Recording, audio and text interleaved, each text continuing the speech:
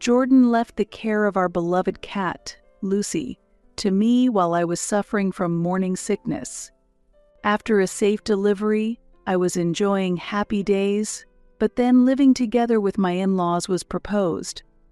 Considering the limited time left with my mother-in-law, I agreed to live together, but the daily stress gradually built up. This life with my in-laws slowly started to drive me insane. My name is Rebecca Perez. I met Jordan when I was handling my first major project as a young designer. His company commissioned me to design a new business logo, and we had several meetings about it. The conference room at the large corporation was so refined and spacious that it took my breath away.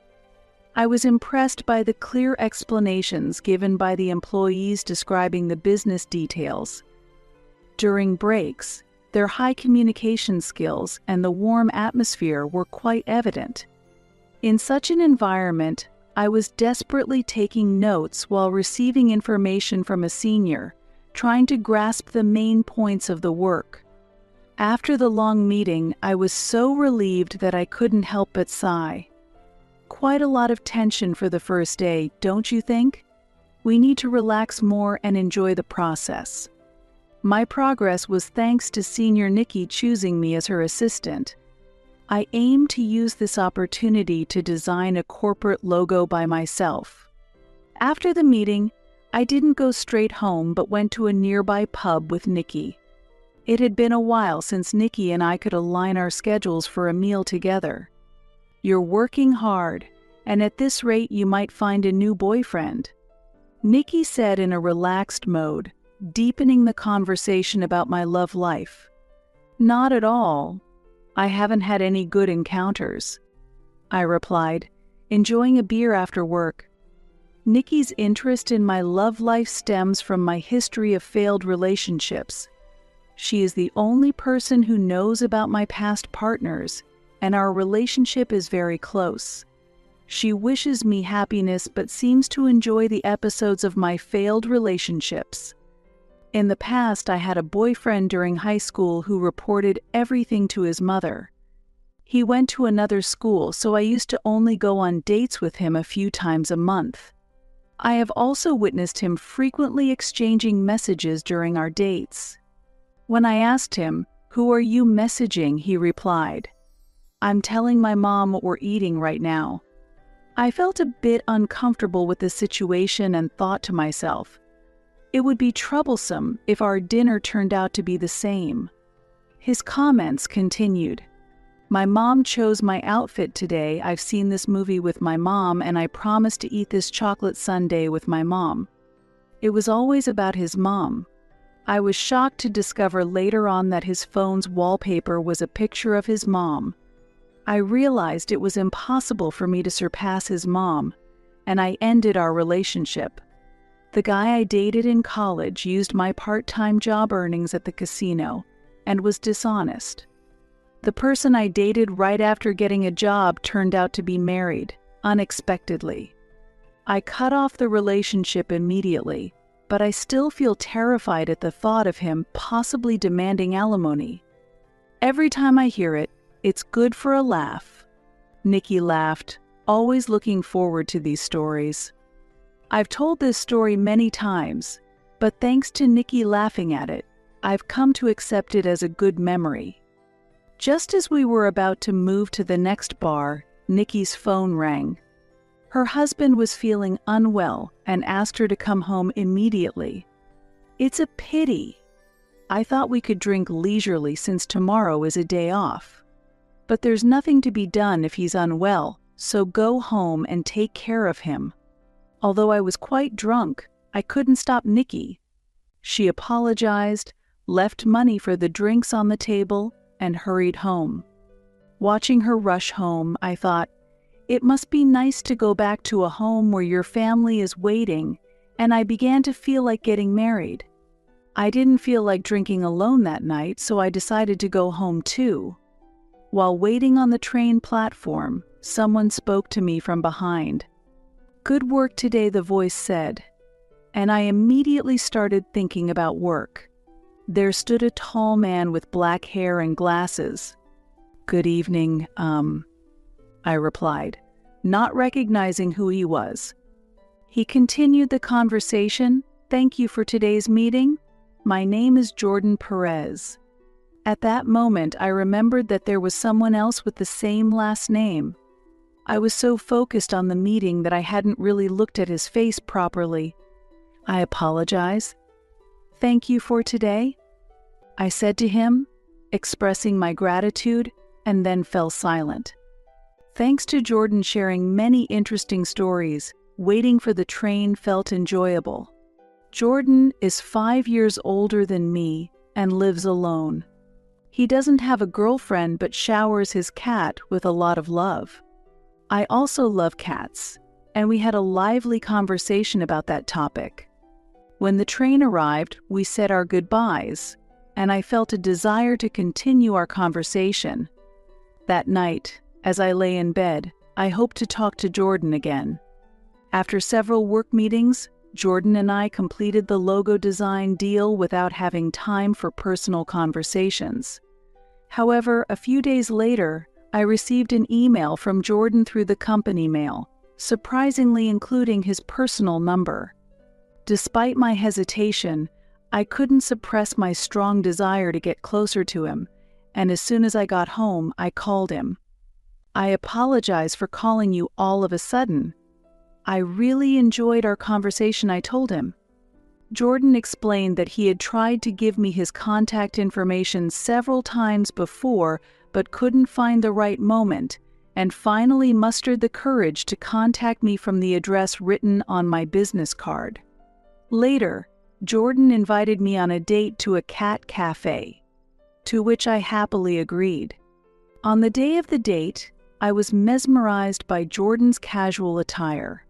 He was dressed in branded clothes from head to toe, but he wore them in a way that didn't feel off-putting. "Thanks for coming today," he said with a smile, and I realized that I was falling in love with Jordan, feeling my heart race. He had wanted to go to a cat cafe for a long time, but felt awkward going alone. We had a fun time surrounded by adorable cats. On the way home that day, Jordan proposed that we start dating with marriage in mind. I was surprised, but driven by my strong feelings for him and a longing for a relationship, I immediately agreed. He hugged me, filled with joy. I thought getting married wouldn't be bad if our feelings matched, although I hadn't been focusing on marriage-minded dating. As we went on more dates, my feelings for Jordan deepened. My personal fulfillment positively impacted my work, leading to an increase in design responsibilities. I quickly reported my new relationship to Nikki, and she supported me enthusiastically. 6 months after we started dating, Jordan and I officially got married. He was serious about marriage, which brought stability and smoothness to my life. Following his lead, we ultimately decided to tie the knot. After registering our marriage, Jordan, I, and his beloved cat, Lucy, started our life together. The initial period of our marriage was particularly trouble-free, and I felt happy. As time passed and I turned 27, I became pregnant and suffered from severe morning sickness. The stress of commuting increased, so I switched to working from home. This was possible thanks to the supportive environment at my workplace. However, the smell of Lucy's litter became a problem. Before my pregnancy, the cat's litter box odor hadn't bothered me, but it exacerbated my morning sickness. I tried wearing a mask and cleaning it frequently, but these actions only made me feel worse. Eventually, the smell of the cat itself became unbearable, and I could no longer hold her. One night, after returning from a drinking party, Jordan yelled in anger, "What's going on? Lucy's litter box is so dirty." That day, I had been feeling particularly unwell and had been bedridden all day. Despite having informed him of my condition, He had prioritized going out with friends. Therefore, I couldn't understand his anger. "I'm sorry, but I told you I wasn't feeling well, right?" I replied, apologizing yet feeling unjustified. Jordan's anger became more apparent. "What are you talking about? Your condition and not taking care of Lucy are unrelated." While he scolded me, he gently embraced Lucy. I indeed used my poor health as an excuse to not have to clean Lucy's litter box, but I had previously mentioned that her smell was becoming unbearable for me. Despite this, Jordan once again asked me to clean it.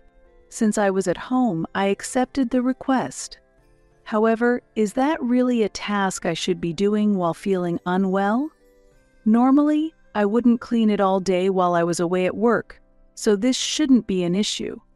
Thinking about it, I felt a surge of anger at why I should be blamed. I'm protecting our baby right now. I'm feeling sick from morning sickness, so I can't take care of Lucy. You know the smell of Lucy is tough for me, right? If cleaning is needed, why don't you have her stay at your parents' home until my morning sickness subsides? I blurted that out. By the time I realized it, it was too late.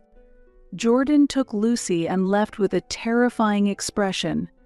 I immediately tried to apologize, but he responded, "I can't be with someone who doesn't love Lucy. I'll return when I've calmed down." So I've been just waiting for his return. However, weeks passed and Jordan never came back home. But one day, Jordan suddenly returned home alone. It seems that his parents had been taking care of Lucy. After hearing his mother's words, "How long do you intend to stay here?" Jordan showed remorse, apologized to me, and I admitted that I had gone too far, and we reconciled. This was our first major fight as a couple. Afterward, I safely gave birth to our daughter, Charlotte. Months later, Lucy came back home too, and by that time, I no longer noticed the smell. Parenting makes time fly, and Charlotte has already become a fashionable 5-year-old girl. I returned to work from home and was struggling with balancing work and parenting, but I was living a satisfying life. Since resolving the issue with Lucy, Jordan and I haven't had any major fights and have been living cooperatively. Then, suddenly, an event occurred. My mother-in-law fell seriously ill and, with only a short time left, wished to live with us. I have had little to no relationship with my in-laws, only seeing them during the New Year's celebrations, so the proposal to live together left me perplexed. Since Charlotte was born, visits from my in-laws have been sparse, and our relationship has been quite thin. However, for me, that level of distance was appropriate. Therefore, I proposed moving to an apartment near my in-laws' home. Since daily meal preparations are needed, bringing them over is tedious, and a large house has plenty of rooms, so it would expand our living space.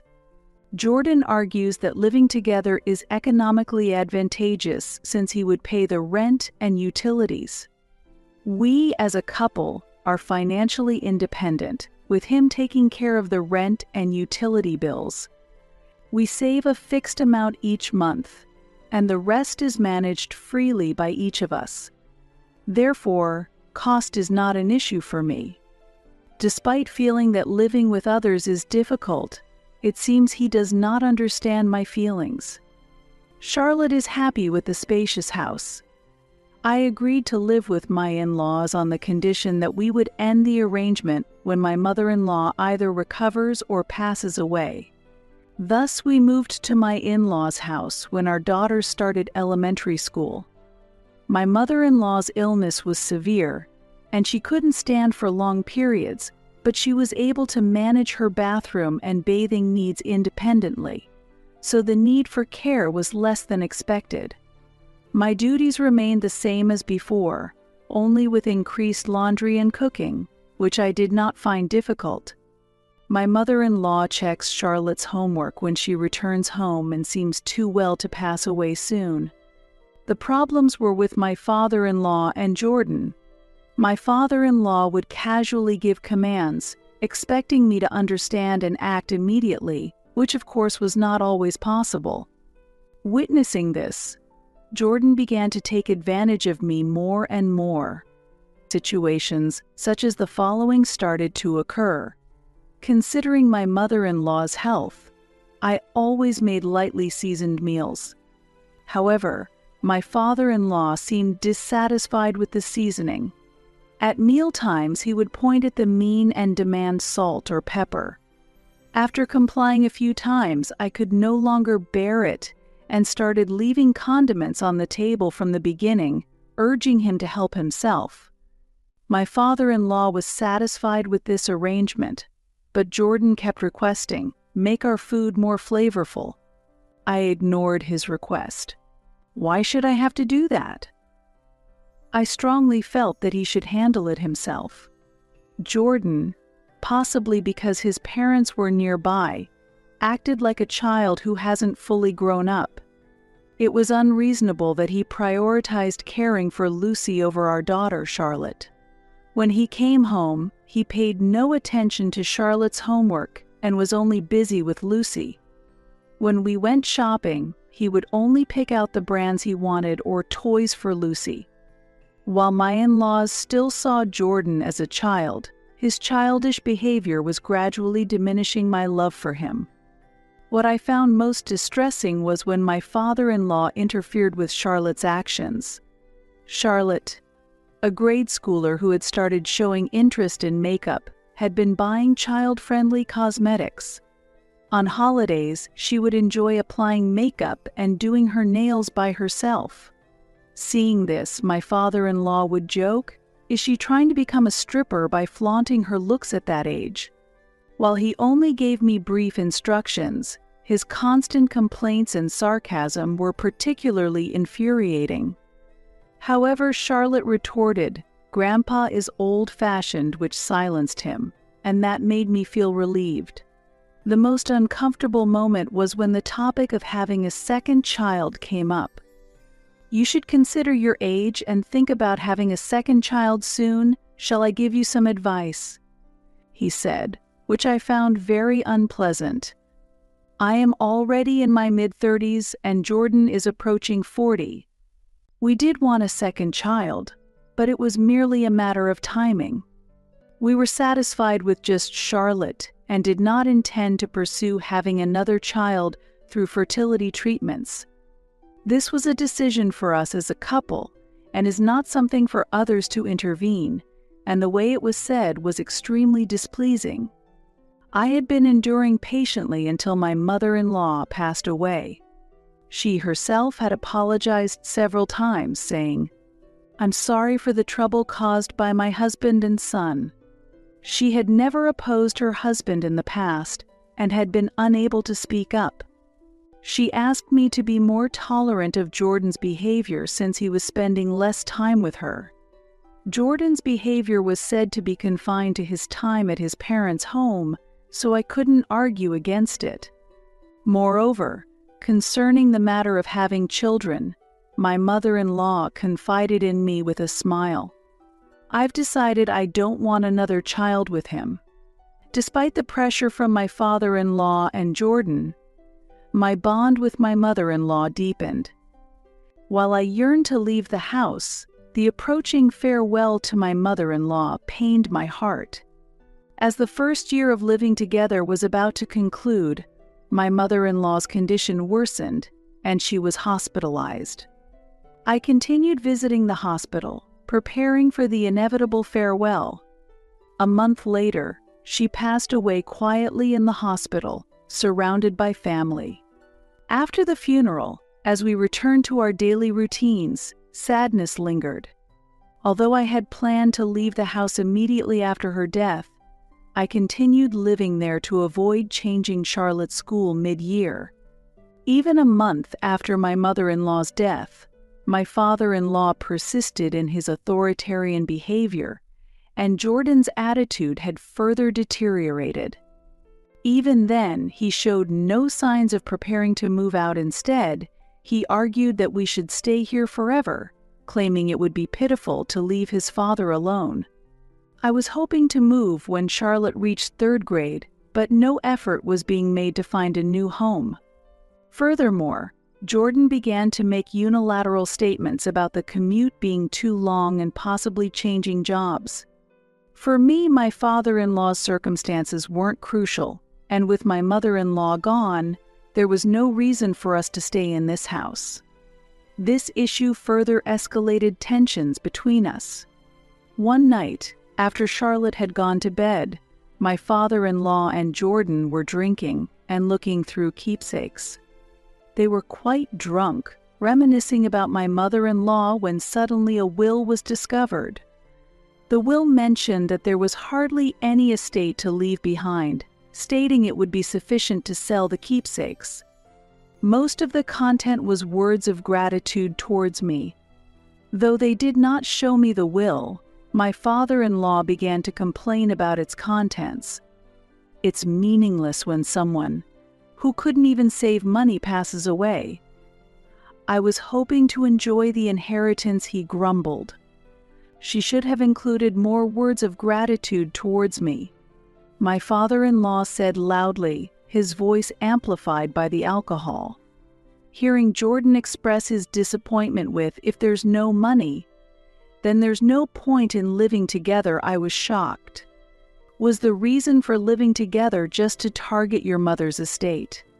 I asked in a chilly voice, astonished that the discussions about money were not out of concern for his mother as I had thought. Yes, the only benefit of living together was the financial aspect. We lived here without paying rent, being able to freely spend money. We intended to continue this lifestyle. My father-in-law said with a laugh. Unable to contain my anger, I felt my grip tighten. But as the will states, my father-in-law pointed to the will. The will mentioned, despite being busy, you took care of me. Busy?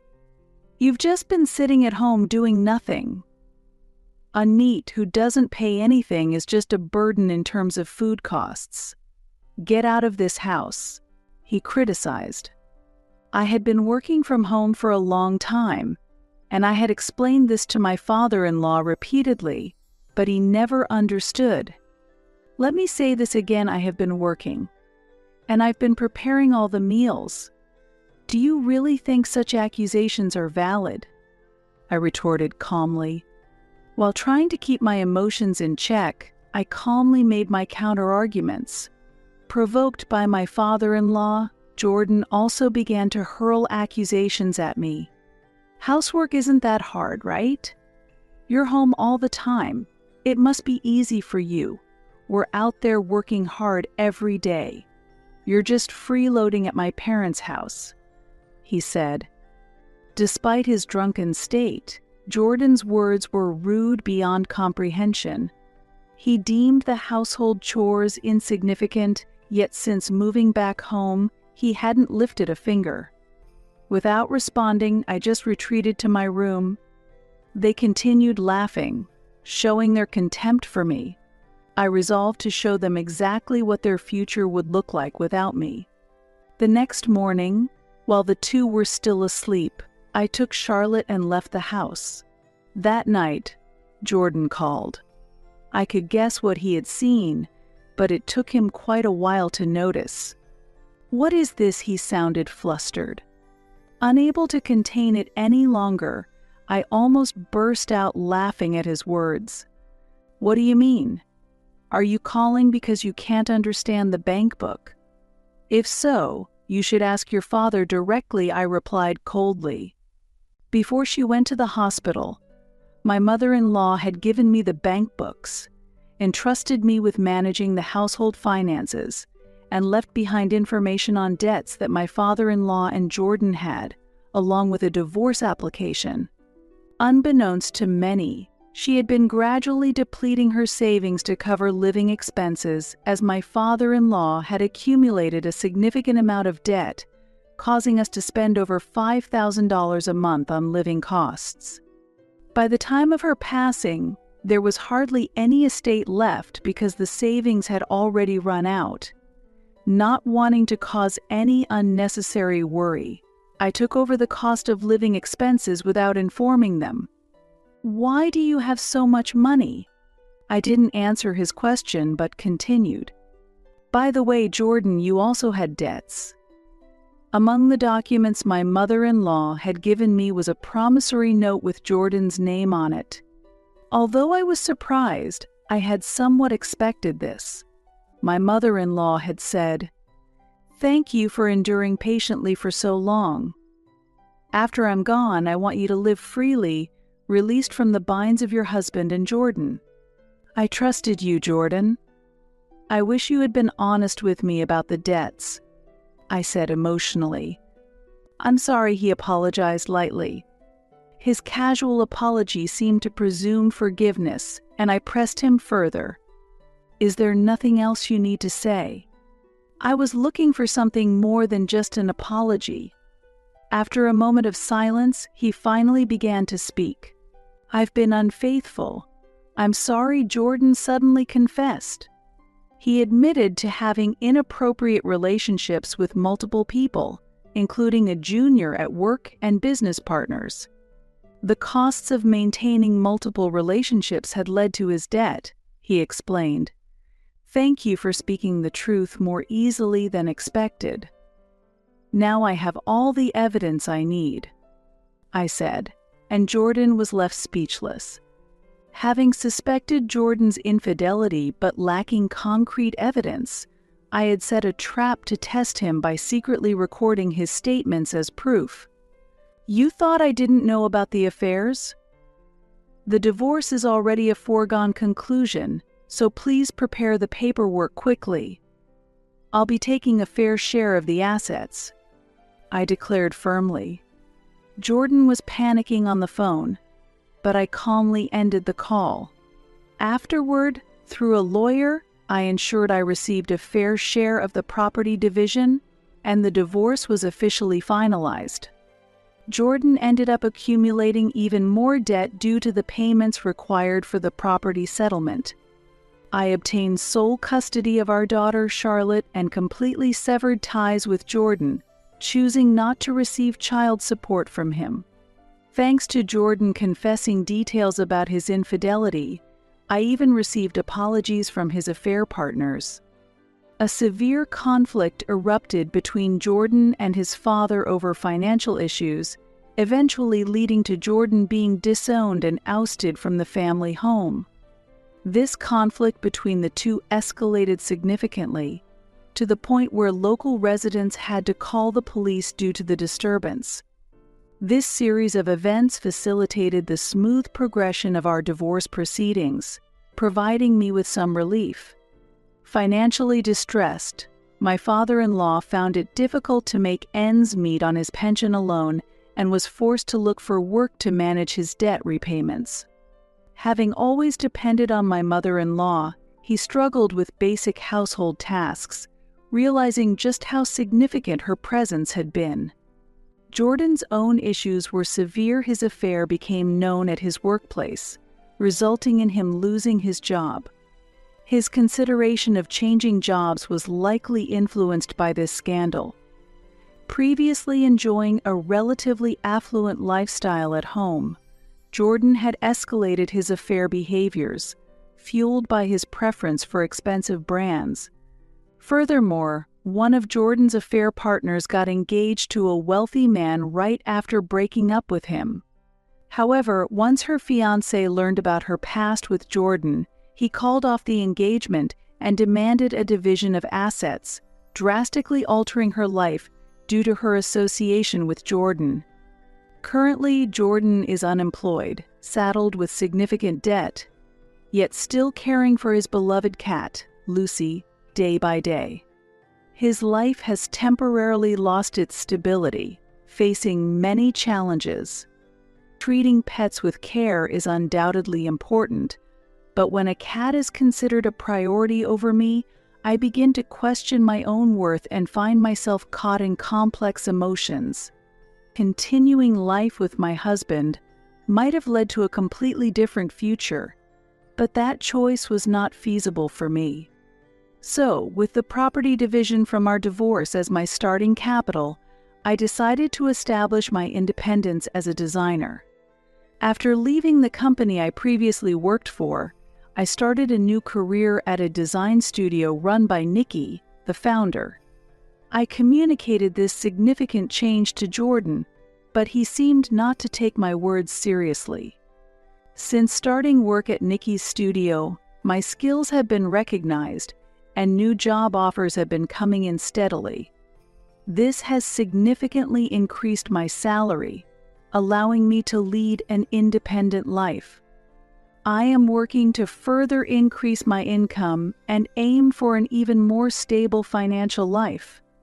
If my daughter Charlotte wishes to see Jordan, I am prepared to facilitate that, but currently she is engrossed in fashion and seems to pay little attention to her father's presence. Charlotte lives her life in her own style, unconcerned about others' opinions, and her attitude gives me a lot of courage. As my mother-in-law once told me, I have truly gained my freedom. The past failures with Jordan are now just a laughing matter, which I have overcome with Nikki's support. I intend to continue loving design and living happily with my precious daughter Charlotte.